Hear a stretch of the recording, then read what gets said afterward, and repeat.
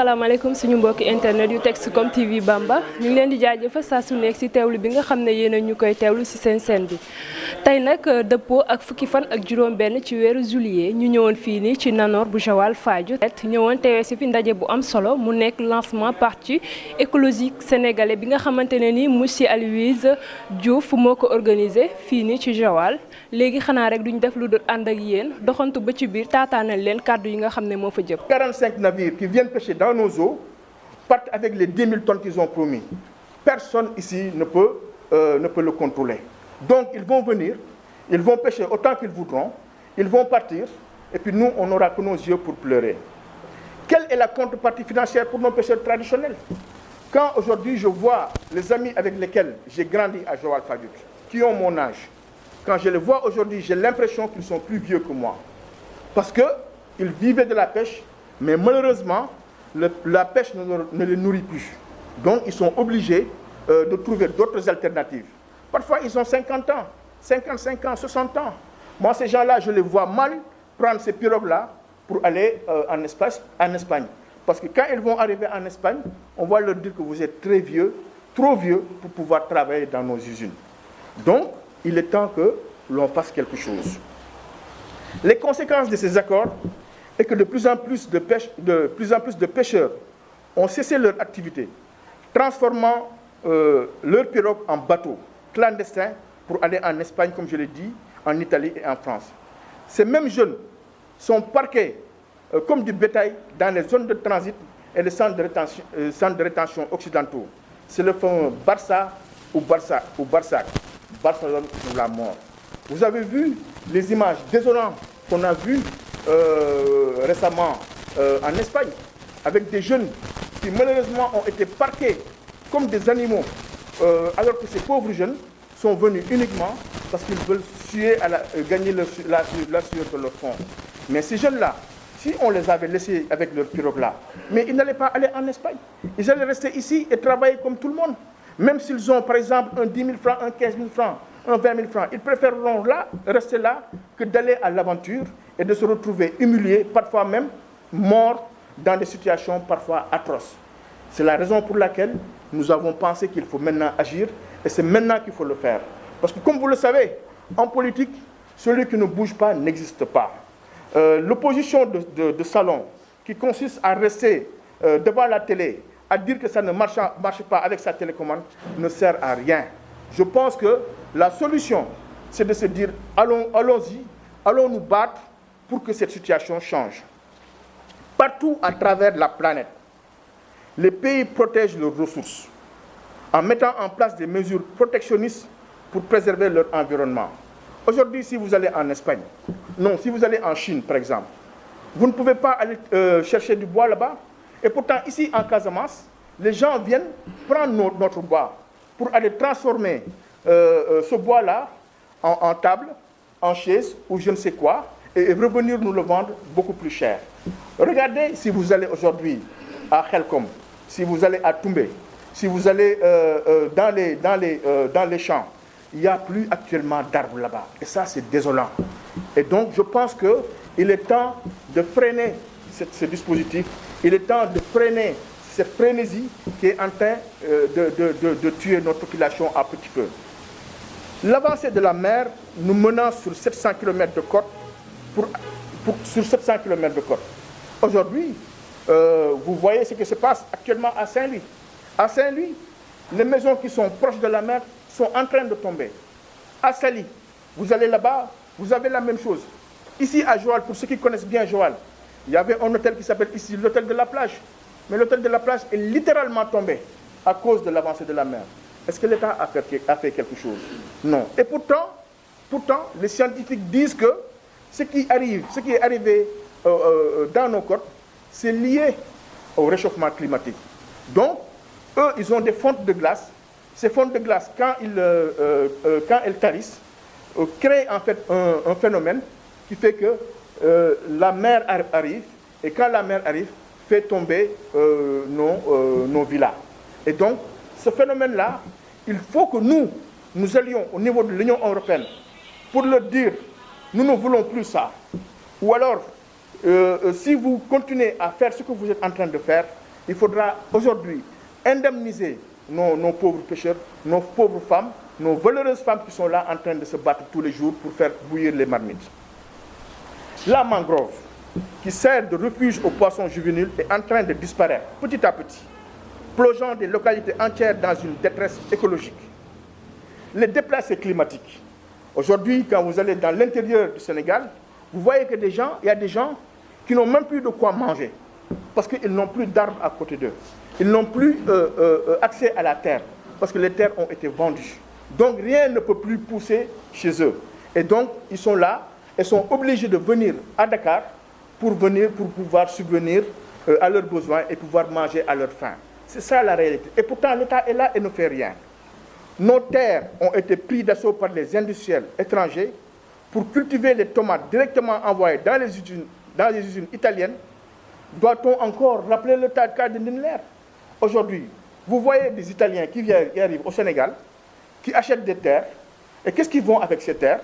Ils vont construire leurs tomates, ils vont parquer ça dans des conteneurs, et ils vont envoyer directement ça en Italie, qu'ils vont transformer pour revenir nous vendre ça 4 ou 5 fois plus cher. Cette situation, je pense qu'elle est désolante. Moi, je préfère voir un Sénégalais faire ça que de voir un Toubab faire ça. Parce qu'au même moment, on nous dit, vos enfants, vos petits frères, vos petites sœurs ne peuvent pas venir en Europe. Par contre, l'argent peut venir. Par ici la monnaie, mais vous, restez chez vous. Restez dans votre pauvreté. Restez dans votre misère. Et l'État est là, et l'État est complice. Doit-on continuer à accepter cette situation? Moi, je pense que non.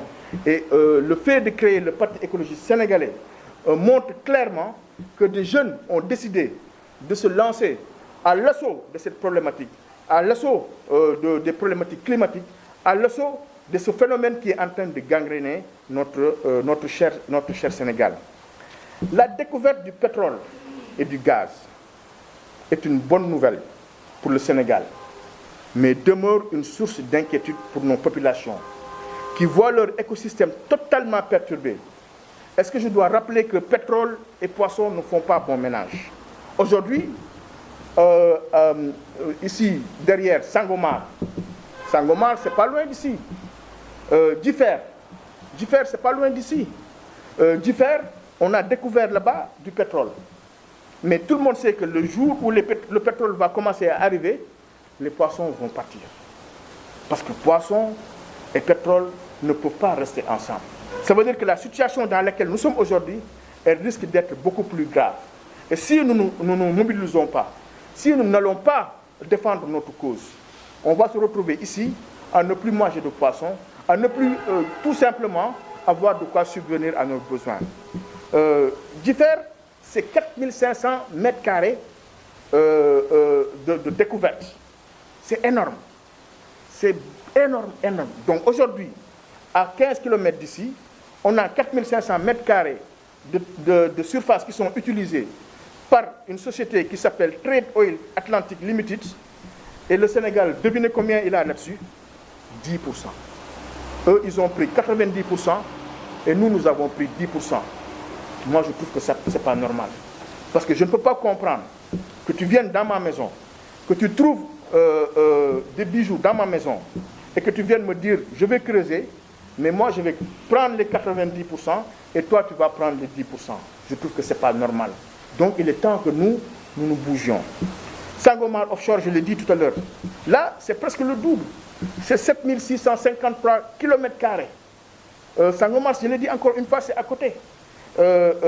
Voilà ces deux exemples-là qui montrent clairement que nous ne pouvons plus rester et attendre que la situation perdure. Il est temps que nous agissions.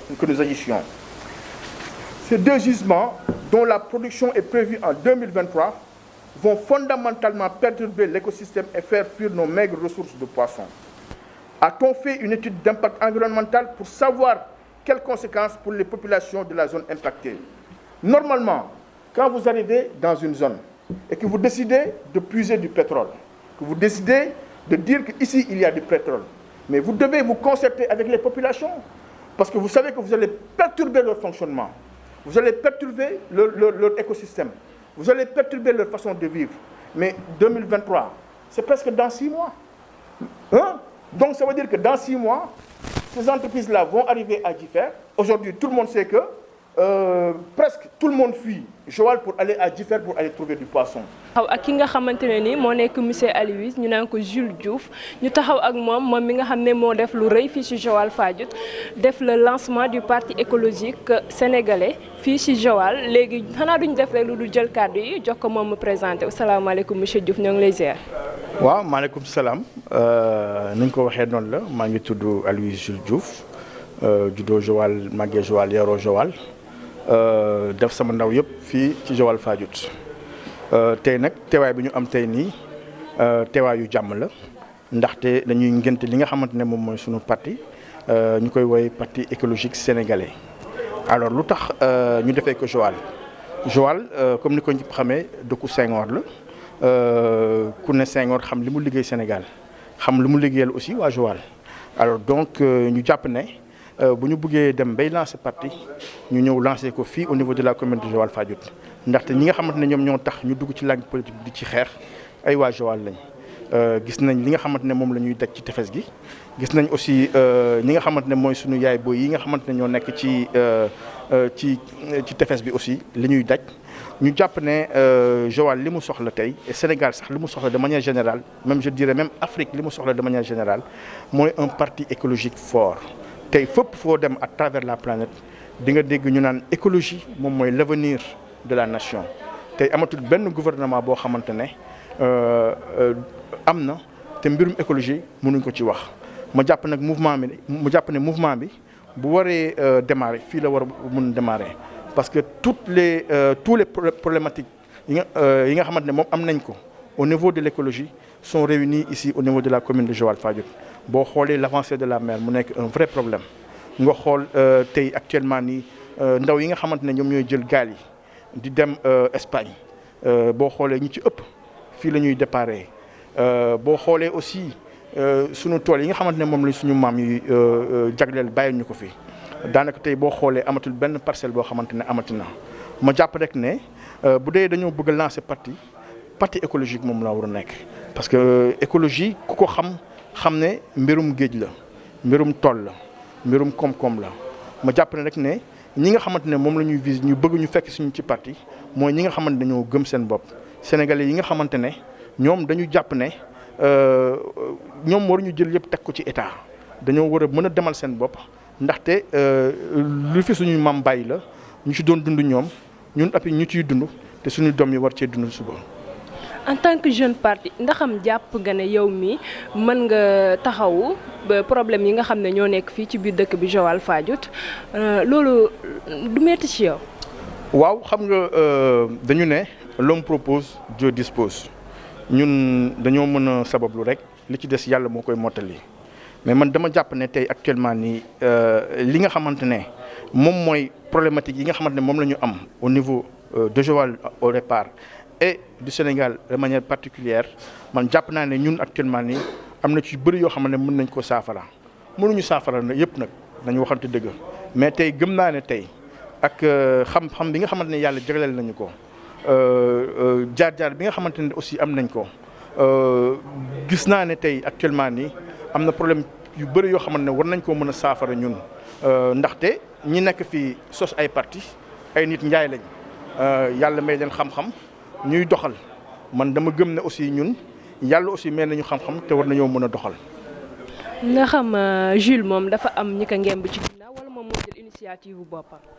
kenn ngemb ma lu dul sama maam rek moo ma ngemb donc man dama jàpp ne yàgg naa def politique nag man tey doorewuma politique mais nag j'étais pas visible comme ni ma ko waxee léegi ci sama interview bi def naa politique en Europe def naa fukki at ak juróom-ñaar bitim réew am na lu ma fa jàng ci mbirum politique am na lu ma fa jàng ci mbirum économie am na lu ma fa jàng ci mbirum koom-koom man dama jàpp ne loolu tey nii war nañ ko mën a décliner au niveau local mais aussi au niveau de tout le Sénégal looloo tax ba tey nii ñu am sañ-sañu ne dañuy taxawal sunu ndënd pour aussi fas yéene aussi jànkuwanteeg politiciens yi nga xamante ne ñoo fi nekk ndaxte tey li nekk Sénégal ñëpp xam nañ ko naam am na ay affaires yuy dox mais lépp doxul yaa ngi may naan nag dafa am ñu ngem kenn ngem ñu dul yàlla rek moom ñu ngem te yàlla rek la ñu yaakaar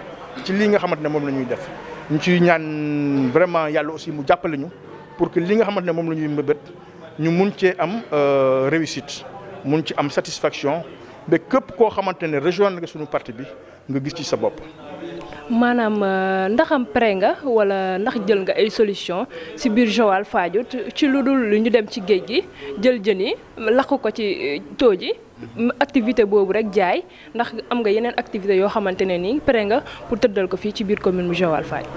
alors man li ma gis mooy actuellement nii il faut mu am alternative boo xamante ne moom mooy remplacer géej gi parce que boo xoolee tey muy Joal di Mbour di Kayar di feneen ak feneen li ci ëpp ci mbirum géej gi la ñuy yëngu mais ñëpp xam nañ ne actuellement ni géej gi li ñu koy laaj mënatu ko joxe nañu waxantee dëgg donc li fi jaar xam nañ ko am nañ ci ay accord de pêche yoo xamante ne wax naa ko léegi yoo xamante ne Sénégal da ko signé mais accord de pêche yooyu c'est pas en faveur des communautés ma jàpp ne tey actuellement nii il faut que ñu dem mën a xoolaat accords yi xoolaat naka la ñu mën a def ba ku ci nekk mën cee gis ci bopp ñii nga xamante ne ñoom ñoo nekk nappkat yi ñii nga xamante ne ñoom ñoo nekk sàmmkat yi ñoom ñoo nekk béykat yi ñu mën leen a représenter ci suñu parti mën leen a jàppale mën na fexe de manière à ce que ñoom ñëpp li nga xamante ne moom mooy seen liggéey yàlla jàppale leen ci mais aussi ñun ñu jàppale leen ci bi nga xamante ne li ñuy mbëbët yàlla jox leen ci ndam pour que ñu mën a am lu ñuy am. yan ban appel ngay lancé ñi nga xamante ne nii yéen a bokk ujje politique bi fii ci Joal Fadiouth. alors man de li ma leen di ñaan moom mooy yërmande rek vraiment waa Joal Fadiouth mais de manière générale sunu dirigeants yi sunu autorités yi man dama leen di ñaan rek ñu yërëm askan wi parce que yërëm askan wi moom moo war a mën a tax ba tey ñu mën a saafara problème yu bëri naam projet yi defar ay tali loolu baax na projet yi defar ay stade loolu baax na projet yi nga xamante ne moom mooy defar par exemple ay TER loolu yëpp baax na. mais man li ma gisul tey actuellement ci politique bi mooy li nga xamante ne moom mooy li ñuy def ci nit yi maanaam tey boo xoolee di nga gis nit koo xamante ne dina liggéey dañu dàq ko fu muy liggéeyee mais du am li nga xamante ne moom la mën a dundee moom ak ay njabootam ñun nag suñu parti dañu indi benn lu bees li ñu indi lu bees moom mooy lan mooy que tey dañu jàpp ne ñooñu nga xamante ne dañ doon liggéey ñu dàq leen fi ñu doon liggéey état war na leen mën a jël en charge.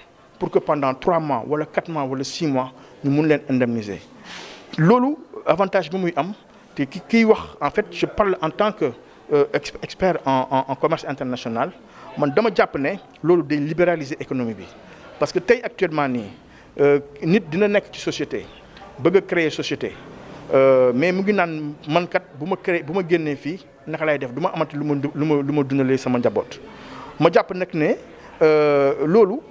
Dispositif boo xamante ne la am na presque partout à travers la planète yoo xamante ne dañ koy woowee par exemple le chômage maanaam bu ñu demee bi nga xamante ne liggéeyatuñu état mën a créer benn cadre boo xamante ne da leen di permettre ñu libérer wu mën a créer seen propre société mën a demal seen bopp man bokk na ci li nga xamante ne moom la ñuy promouvoir en tant que parti écologiste sénégalais mu nekk lu bees parce que dama gëm ne tey actuellement nii génération bi nga xamante ne ci laa bokk génération boobu moom war a mooy indi lu bees. Depuis 1960 ba tey la ñu am indépendance mais depuis 1960 tey boo xoolee li fi tubaab bi bàyyoon moom moo fi nekk ba tey te ñoom suñu dirigeants yëpp ñoom xam nañ ne tey fu mu ne nii pour que Sénégal mën a suqaleku il faut que ñu indi lu bees nag moom mooy investir dans les hommes et les femmes de ce pays encore une fois je l'ai dit baax na trop ñu am ay pont baax na trop ñu am ay tali mais nañu investir ci nit ñi nañ leen dooleel. utal leen ay jumtuwaay yoo xamante ne ñoom dinañ mën a demal seen bopp te du ñu jël yëpp teg ko ci état parce que état mënul lépp tu vois ñun dëkk bu ndaw lañ 17 millions lañ suñu koom-koom demeewul noonu donc il faut aussi mu am ay dispositifs yoo xamante ne ay relais de croissance lañ leen di wooyee relais de croissance yooyu moom mooy permettre ba nit ñi nga xamante ne actuellement nii amuñu doole ñu mën a état mën leen a dooleel pour ñu mën a demal seen bopp. xanaa di la jaajëfal rek bàyyi la nga def sa kàddu bu mujj. waaw man de li may ñaan mooy fu mu ne nii ñu ngi jublu ci élection te élection yi ñu jublu yi jàmm rek lañ ci ñaan Sénégal dëkku jàmm la fitna nag am na fi ci temps yi dégg nañ li fi amoon ñuy ñaan acteurs politiques yi nga xamante ne ñoom ñoo nekk ci scène bi ñu am dal te xam ne lii yëpp day jeex Sénégal ñun ñëpp ñoo ko bokk benn bopp la kenn mënu koo xaar ñaar amoon na ay députés yu fi jaar def li ñu war a def yeneen député dinañ ñëw def li ñu war a def ma jàpp rek ne ñoom ñëpp li ma leen di ñaan ñu ànd ak dal te tey ci li nga xamante ne moom mooy élection yi nga xamante ne moom la ñuy jublu. Merci beaucoup.